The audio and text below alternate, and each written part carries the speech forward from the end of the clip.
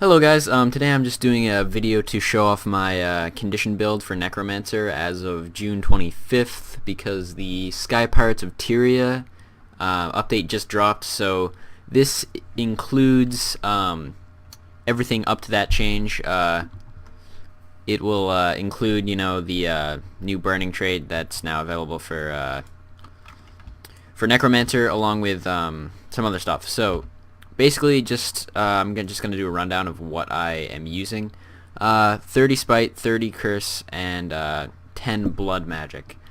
So there is a standard, widely accepted condition build, and for Necromancer, and this is sort of just my own adaptation of that. I know a lot of people also go 30 Spite, 30 Curses, so that's basically the standard. I mean, it's pretty obvious. Just what you get power and condition duration coupled with precision and condition damage. So I mean, that's just if you're running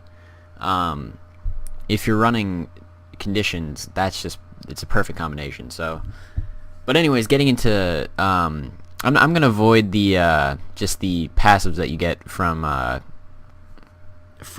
going in Spite and Curses, because obviously if you do go 30-30 you will get those anyways. But basically what I've chosen to do for my Adept in Spite is Signet Mastery. Now this is also something that is kind of unique to my playstyle. I know not many people prefer to do this. I think people tend to go with Spiteful Removal, but for me, I like it because, as you can see on my hotbar, I run Plague Signet. So basically, I like to have that from a 60-second cooldown down to a 48-second cooldown. I use that often because I just find it's really useful in PvE. So I do tend to enjoy the Signet Mastery. So, and of course, you do get the 3 stacks of Might, which also is just pretty useful. So moving on, in my master trait, I have Chill of Death, which casts Spinal Shivers on a foe when they hit 25% health, and it can only trigger every 20 seconds. Basically, I like to use this because I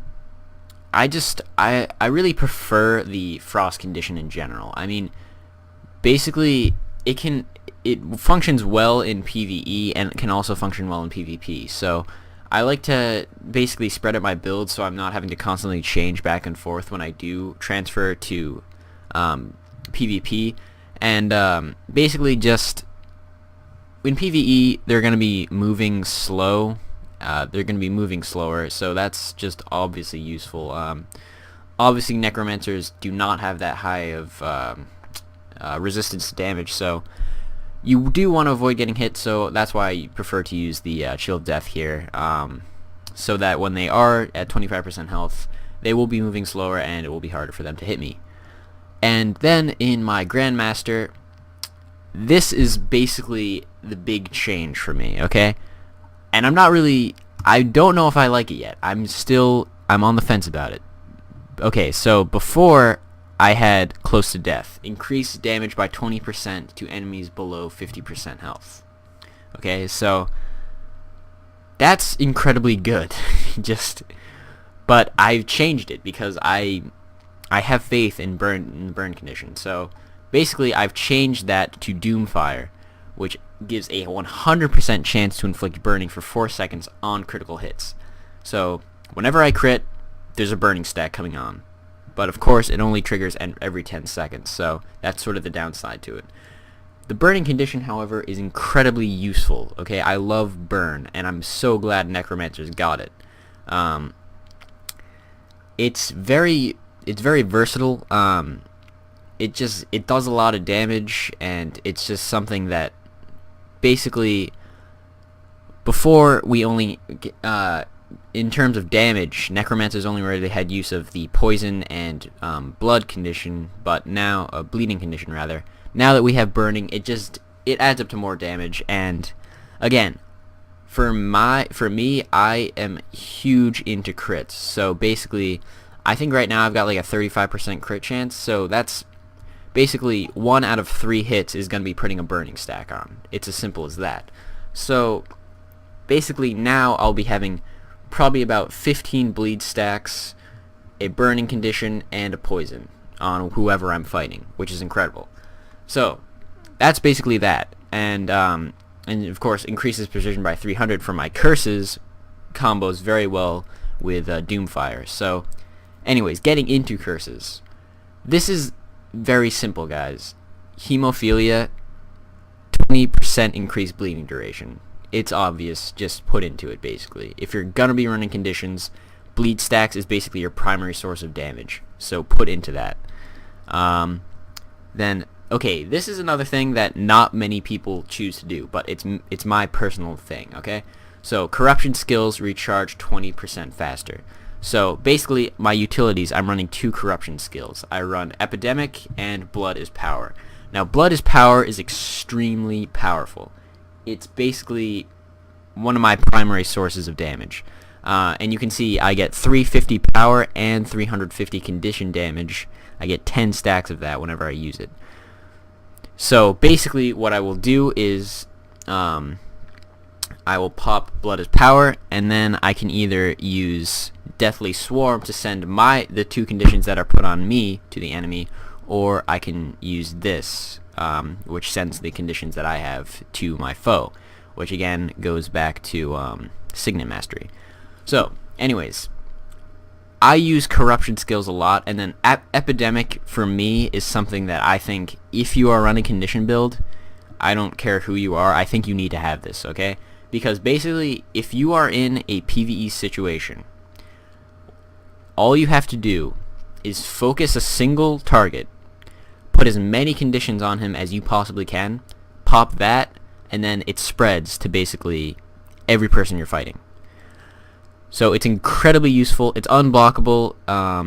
It's got a decent radius. It's just use it, basically. I'm telling you guys, just use it.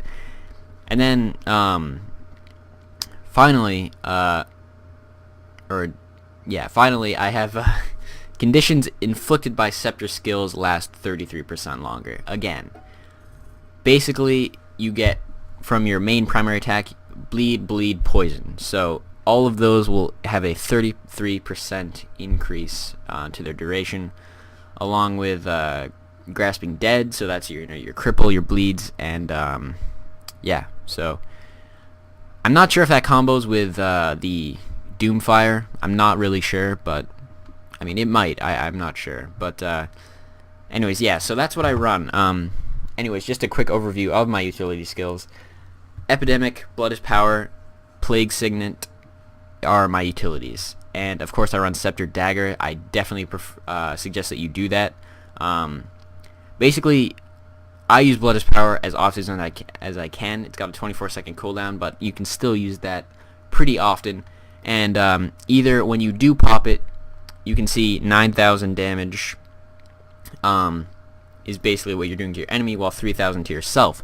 But if you combo it with this, as you can see, I have my mouse 5 button and mouse 4, so I can just pop those wicked quick. So that'll basically be doing like 12,000 damage with your bleed stacks. So that's something that is a necessity, and it's something that you definitely want to be using if you're running a condition build. Blood is Power is basically your bread and butter. I mean, it is so useful. Definitely use that. And of course, if this is on cooldown, again 48-second cooldown, going back to Signet Mastery, then you simply use Deathly Swarm instead, which will transfer all your conditions to your enemy. So, okay, and then I just wanted to get into consume conditions, which is another thing. So if this is on cooldown and this is on cooldown, you have Feast on Conditions as another failsafe, and it's gonna give you some health anyways. So basically you can basically if you have that self-bleeding, just use Consume Conditions. It's gonna give you 5,000 health plus 742 for every condition that you have on you. So it's just gonna help you out in total.